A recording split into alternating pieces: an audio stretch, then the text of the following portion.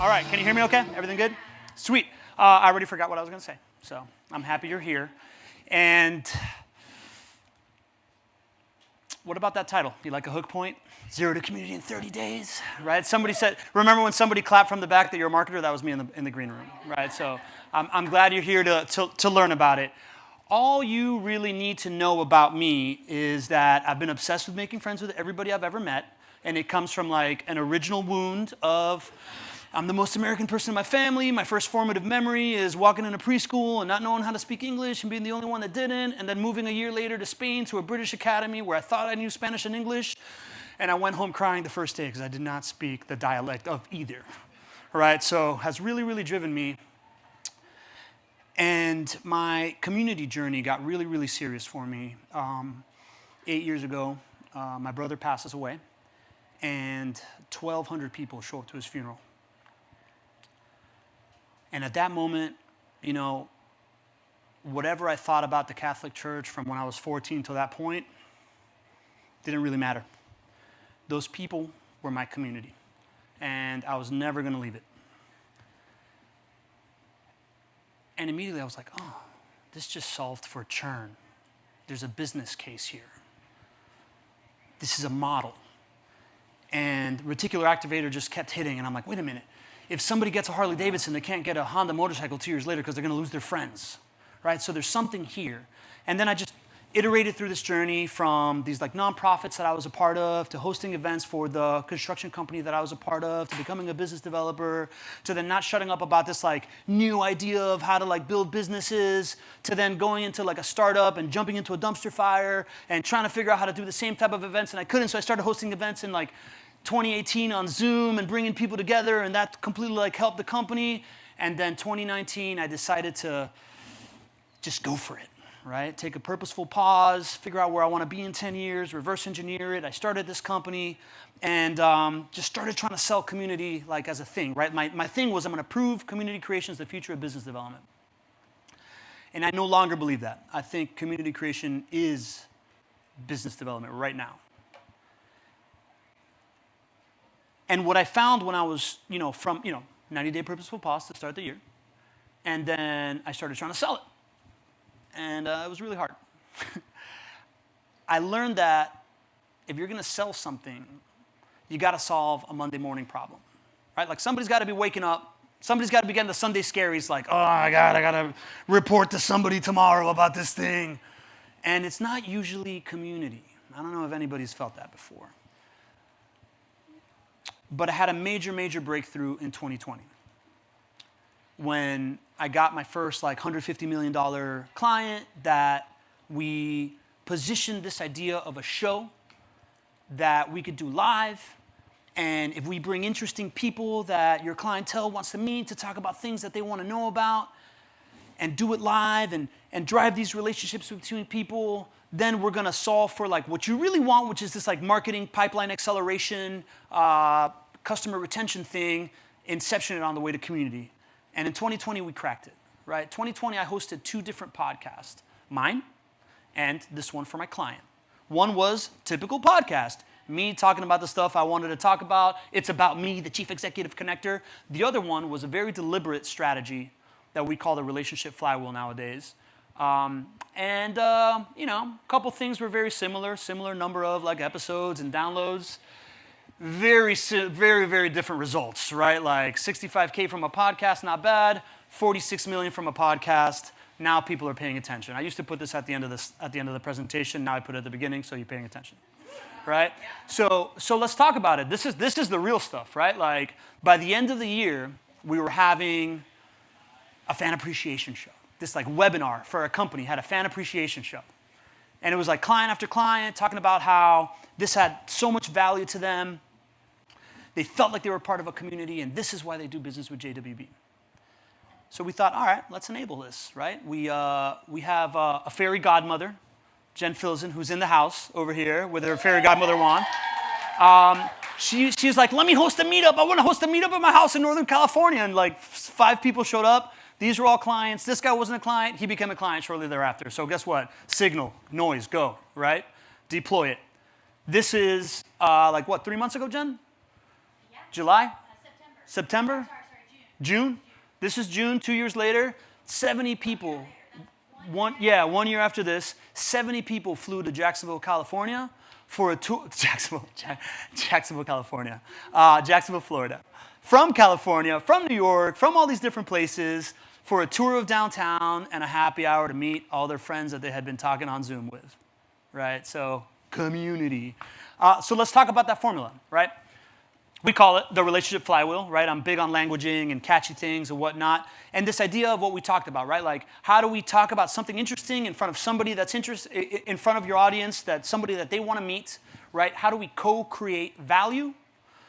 When you're co-creating that value, you're nurturing connection, right? We call this like frictionless nurture.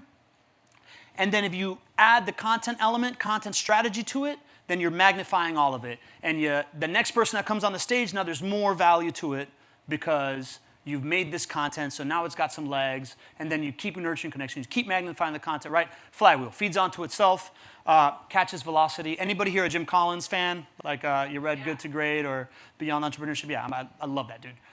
So this is the main concept, and it all revolves around an internet talk show, right? Which is a webinar named Internet Talk Show. Right? Because more people want to go to a talk show than want to go to a webinar, right? Nobody gets pumped up about that. So a couple of things you got to really, really keep in mind in order to do this is the value piece, right? What are we going to talk about? Why are people going to show up to this thing? You really want to think about how, the problem that you are solving for the people that you're trying to serve. Your solution, they probably want to talk about that 20% of the time on a good day, right? So your job is to really figure out what else. What are the other things that they want to talk about that's really, really interesting to them, that's going to help them with this thing that they're trying to achieve, that they're employing your help for as well.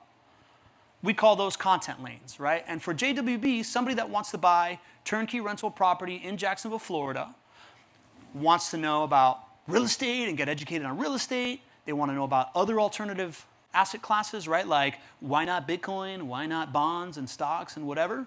They want to know about Jacksonville, right? Because if you're going to buy a home in Jacksonville that you're going to own for 30 years, it can't be hairy knuckle Florida, and it's got to have something special.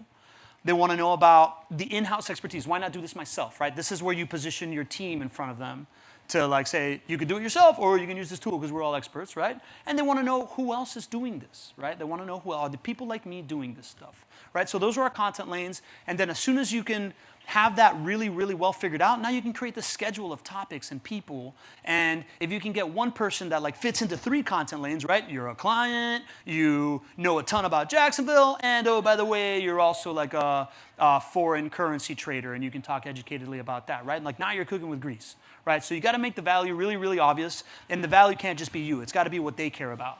Then positioning, right? Notice we called it the Not Your Average Investor Show. The positioning of this internet talk show needs to be the halfway point between who they are right now and who they want to be and where you're trying to get them to go. Another thing that I also like to say is if you're going to name a show something, you want the name of the show to sound like a compliment to the person you're inviting as a guest and as a, oh yeah, I want to be that to the people that are the audience, right? So Not Your Average Investor allowed us a bunch of flexibility on who we could invite instead of calling it the rental property investment show, right? Like we've had like CEOs of Fortune 500 companies that are in Jacksonville. We've had real estate experts that would have fallen under that, right? But like we've never had anybody be like, nah, that isn't me, because you can say, oh yeah, that's right, I'm not average. I'm not an average investor. Yeah, I'm going to come on this thing, right? And people self-identify, and they start calling themselves that, and that brings people together. And then finally, the number one thing, I'm obsessed with hook points. The number one thing that's going to bring people to the show, to the webinar, is your invite. The way you structure an invite. First of all, I think I hate getting emails, right? So I think very, very seriously along the lines of like, when you receive my email, are you going to be like, another email? Or are you going to say, oof, this is something that I've been meaning to talk about. Thank you, Pablo, for sending this to me. You just scratched something off of my checklist. I'm going to show up to this thing, problem solved, right? So that headline needs to be that. It needs to be, you're going to learn this thing that you've been wanting to learn from this expert that you wanted to learn. Names don't work really well, right? Unless they are a legend in your space and you're sure that they really want to be there. Don't lead with the person's name. Lead with the thing that people are going to learn. Then we write this like, ABT framework. It's a storytelling framework, communication nerds. But therefore, you build consensus like, oh, hey, the market is going crazy right now, and it's only going to get tougher for the next 3 months, but there's an investment class that is out there that actually performs really well during down cycles. Therefore, we're going to talk about why this thing works and why it performs during down cycles. That engages the limbic system. They read that in the first couple of lines. They're like, all right, what's next? Then you put the person's bio. Then you put another 3 hook points of stuff that they're going to learn.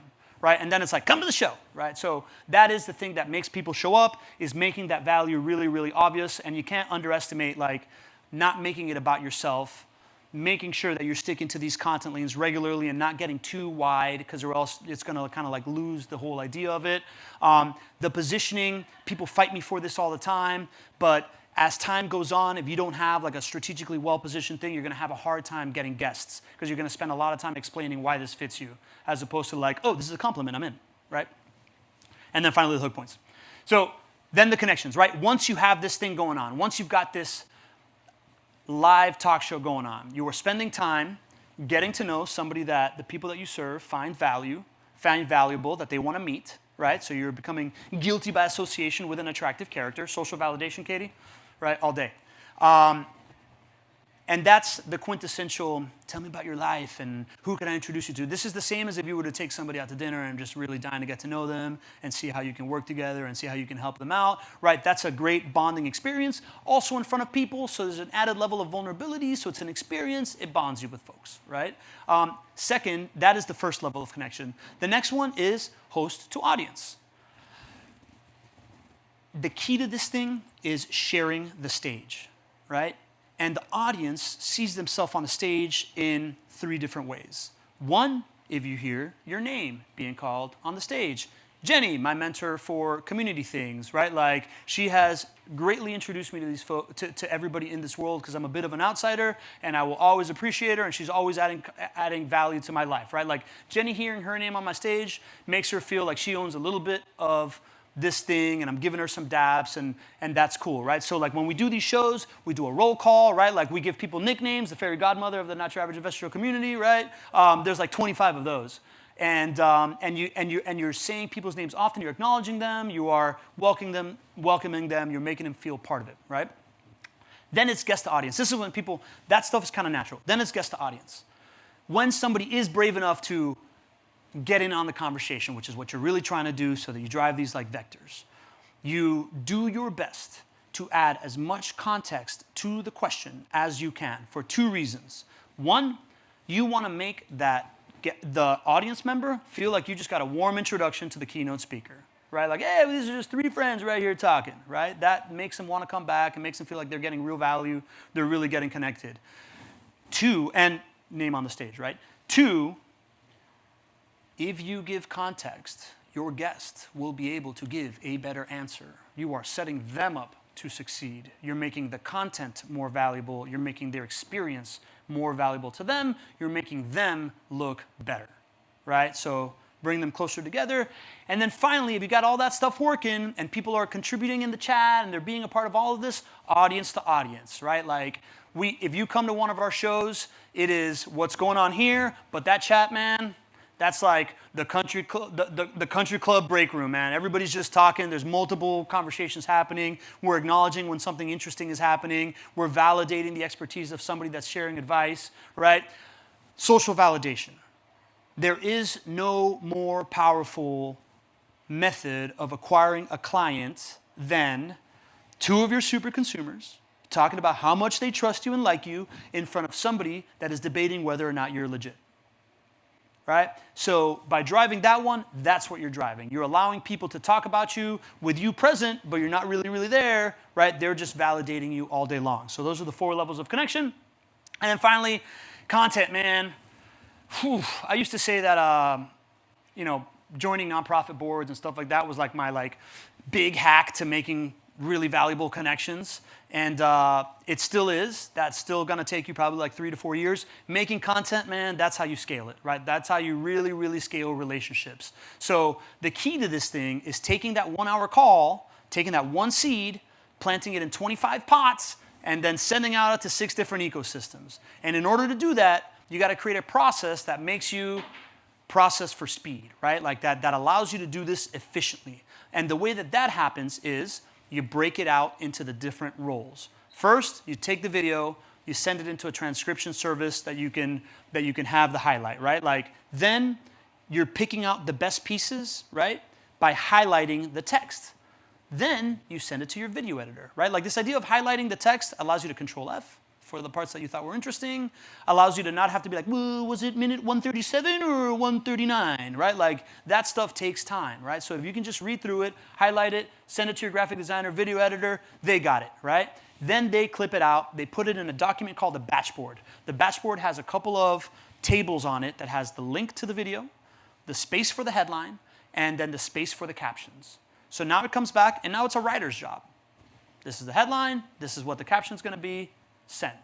Back to the video editor, complete, then to the social media scheduler that's going to distribute the podcast, the YouTube short, the 5 different things that you see on LinkedIn or Instagram or whatever your platform du jour is, the quote card that you also highlighted of the thing that they said. Now it gets distributed. When I first started this process by myself, all I had was employee number 1, JP, our creative director, who is like the greatest thing in the world for me. It was me doing everything except for the graphic design video editor. As my team grew, now I just get to host the show, send it, everything gets picked, I do a little bit of quality control, right? But like, at first it was just JP, then it was JP and Nicola who was writing the captions, and then Nicola started posting it for me, and then it came to like this whole team of somebody that's a content strategist, QA person that's picking it, somebody that's writing it, somebody that's doing all that stuff. I get to just QC, right? So the key is separating it out in those steps. Descript is a phenomenal tool to do all of that in. If anybody wants to get in contact with me, I'll send you our content repurposing process. You can implement it in-house. It's one of the most phenomenal processes that my partner has ever created. Then, second, thumb stopper, right? We scroll the length of the Eiffel Tower every single day on our phones. Nobody's going to get to minute 1.22 of your video if they don't get into the video. So you got to figure out a way to stop the scroll. You get 3 hooks, right? You get 3 hooks to get them to stop. 1 is the first line of your caption, 2 is the headline, 3 is the first 3 seconds of your video. And the way that works, I'll go backwards, right? So like, let's say we're doing this like not your average investor thing. This person's telling this insane story about how he went from like horse racing to alpaca farming to real estate investing. Zach Correa, true story. And then he's like, and that's when I acquired 20 properties and I make $20,000 in passive income in just under 6 years. You put that right at the beginning. That's when I, in under 6 years, got to $20,000 in passive income in under 6 years. That's how it starts. The headline then becomes, you'll never believe how easy it is to get into real estate. The first line of the caption is, I'm going to be a real estate millionaire, just figured it out. And then you start the story, right? Like for that first line of the caption, I like to say to myself, I never thought I'd say this, but, and then that's the first line that I use. That becomes the hook point, right? You just start right there and then tell the story. And once you're seeing those 3 things in concert, you're scrolling through your feed like, whoa, okay, yeah, I'm in, right? So then you stop and then you watch it. Cool Club. Venya says this way better than I do, right? Like this like sociological idea of nodes and distance, and I don't know how you say it. Orbit has created an algorithm around it. I think it's genius. I'm a kid that grew up in South Beach in the 90s, so like I just think of velvet ropes and like cool clubs. So you want to treat this thing like we go live inside a proprietary platform, and that is where the cool club lives. That is the VIP room, and then somebody's the queen of the cool club for the day that gets to be on the stage, and then there's concentric circles that go out after it, right? So we go live to Facebook or a Facebook group. We then distribute it asynchronously, but you want to think of it as like incentivizing people to get closer to the center of that universe. And you gotta have a path, right? You gotta have a path for this. You know what? I missed one thing. You gotta have a path for each community member to feel like one day they can be queen for the day, right? Like one day they can get on that stage. Our first super consumer, Lee Bishop, that's the 3rd way that people see themselves on the stage, is actually interviewing them, right? Like our first super fan of the show was this guy, Lee Bishop, that we call the MVP of the community. As soon as it was obvious it was him, we're just like, when's the Lee show? Let's do this, right? Like, let's incentivize that. That idea that everybody needs a little bit of extra exposure about something that they care about is real, and that is a no-cost incentive to encourage engagement, right? Like Jenny was just mentoring me about this earlier. This methodology for me is a very scrappy how you start from zero, because I talk to small businesses all the time. I've done this myself. For people with resources, this is about engagement and programming, right? And like, how can you bring people in? So you have this wonderful house. You have 10,000 people in your community. How do you get them interacting with each other? Just think about it the same way. Look at the church. There's always a ritual.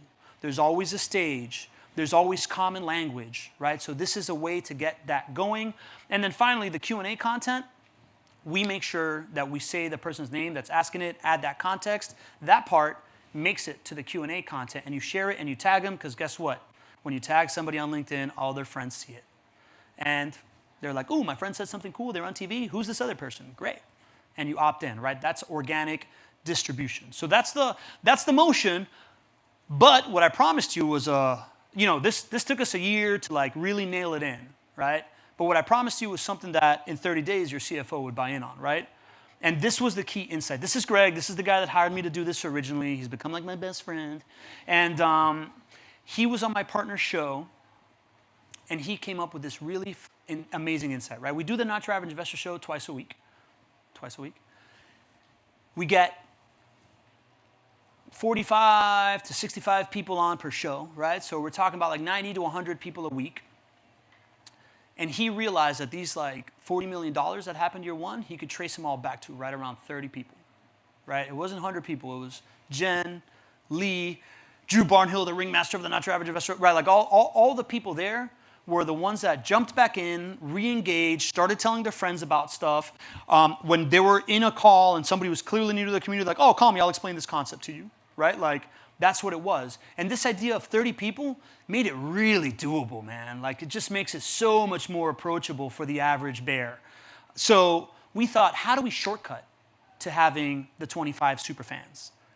And we came up with this, a cohort-based course, right? A cohort-based online course has everything that creates community, right? It has this like shared mission. Everybody's going through an experience, that they're learning the same thing. They care about kind of the same thing, so they're going through it, right? It has this idea of appointment television, right? Like, if you get them coming to this course on a certain day at a certain time, and then you have office hours where they can get more advice, whatever, certain day, certain time, that then feeds into, now we're going to have a show weekly that's going to be about you and the things that you care and continue to nurture you. And Mr. CFO, cash flow, right? Like, you can do this.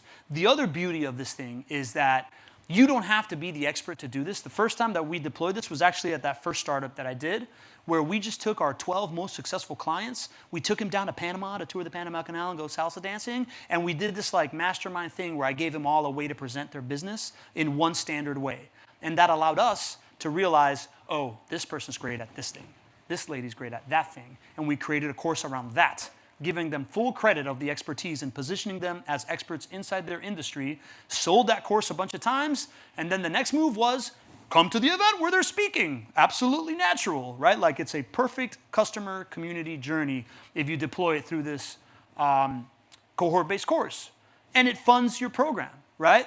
Like, if you sell 25 seats to a $500 4-week course 10 times a year, that's like $125,000. That's salary for a community manager, right? That is resources for community, right? Like, fund it yourself. Think like a scrappy startup and make it happen. That's what the CFO is going to love, right? Your marketing team's going to love the content. Your product team's going to love the feedback and the stuff that everybody's kicking in. And your CFO is going to love the cash flow. So, of course, we reverse engineered and we did this, right? Like, we launched this thing February, Jenny? February, March, right? Like, we're like, all right, dude, we got to go all in on this. We launched the whole like teach you our methodology course, took people through it, and my show that had gone from like the asynchronous podcast about me to this like internet talk show, people started showing up because we made this appointment television thing. People taking the course found a lot of value. They became the champions of the community, and here's our 6-month results, right?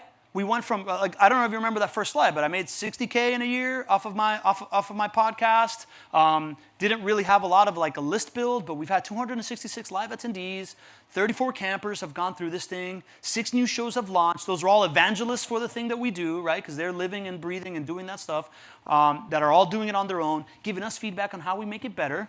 And 202K of new business from having a client that like became a guest on the show. That's like, oh, I want this because I want my clients in it. Having a client that came as an audience member that was like, oh, this is great, I want to do this. Another person that went through the Relationship Flywheel Bootcamp and then was like, yeah, you know what, we just want you to do it with us, do it for us. And then, of course, the campers themselves that have paid for it, right? So just a self-sufficient community motion. And what I want to end on this thing, because I want to leave space for questions, is community has value. Right? Like, we know this. Like, this room, I'm not used to speaking in a room where I don't have to start with, like, this is why you should give a shit about this thing. Everybody here cares, right? Like, everybody here knows it. You know the signals. In order to get this thing to the next level, we have to elevate the conversation of business use cases. And nothing speaks to the business use case like revenue, right? Like, even Greg, who's all in on this thing, he's like, we got to measure this thing in a way that my partners just are bulletproof. So we measure the profit off of their show based on revenue generated from, like, properties put under contract by people that have been on the show physically within the last 30 days. I mean, that is bulletproof, right? Like, you can call it the rest of the team or whatever, but if they're coming to the show and you're looking at it and all of a sudden you're seeing that pipeline is way faster, they're buying higher initial values, right? People started buying multiple properties at the same time without ever seeing them. We started calling them selling bundles. People have been on the show and be like, I want that one. And it gets and there's like a contest in the chat of who buys it. We're selling homes like QVC style. Like, you can do this, man. You know, like community has business cases, and if you want to get in that conversation with the CFO, like, attribute it right back to just engagement to something that's rock solid. And I'm sure that whether it's an internet talk show or not, like, you can figure something like that out, right? Like, pool the people together to create something super valuable that you can sell, that they have stake in, right? Kind of like what Katie said, give them ownership of the thing, and you can fund your own thing and make it freaking cool by doing this. Last thing I want to say is on Monday on my show, I am literally doing a recap of CMX, and what I would love to do is invite you to come to the show. Come on, give me your like 2 to 4 minute, this is what I learned, this is my big takeaway, and we'll post-produce that as like thought leadership pieces for you so that we can all reconnect and hash out all the fun that we've had. That's it. Let's have some questions. Thank you.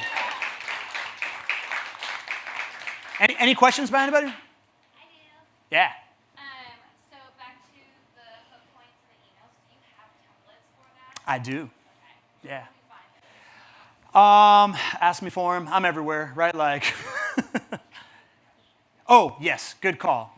Katie asked, back to the hook points in the emails, do we have templates for all these things? Yes, we have templates for all of it. Happy to share. We have content of me explaining it. We have, like, we're content machines, so happy to share that stuff.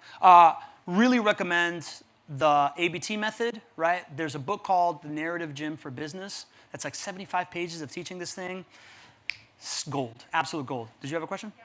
What's the biggest fuck-up moment that you had that actually led to an opportunity? She asked what the biggest podcast moment that we've had that led to an opportunity. I'm sorry? The biggest fuck-up moment. Oh, fuck-up moments. She asked the biggest fuck-up moment that led to an opportunity. I don't know if. Listen, man, vulnerability connects, right? Like, if that's one thing, Brene Brown talks about it all the time, right? Vulnerability connects. So when COVID hit in 2020 and everybody's like, oh my God, my houses, and there's an eviction moratorium and all this stuff, just being able to be there, being able to host a press conference once a week during times of peril, I hope you never have to go through that, but if you do, I hope that you have this thing built, right? Because just showing up and being like, you know what, we're not 100% sure, but we know this. Greg had this stat of months of inventory that was just like, dude, you can think that we're about to go to an economic recession, but the months of inventory right now are like 2.1, and at equilibrium, they're 8. And during the Great Recession, there were like 19. So properties are not going to go down when like the entire media world was saying that it was. And guess what? Properties shot up, So it had, I don't know if it's a fuck-up moment, but it's definitely a moment of vulnerability and fear that connected everybody, and it's aged really nicely. Anything else? I have a question. Yeah. Your cohort lease courses, how long were they? 4 weeks. That's why I said 0 to community in 4 weeks. And then This new one that we're doing 6 weeks, so we can take a little bit more time and like get into it more. the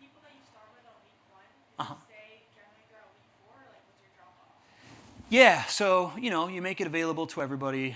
Like you saw, there's been 33 people who have gone through it. 6 have actually gone through launched courses, launch shows. We get a decent amount of engagement.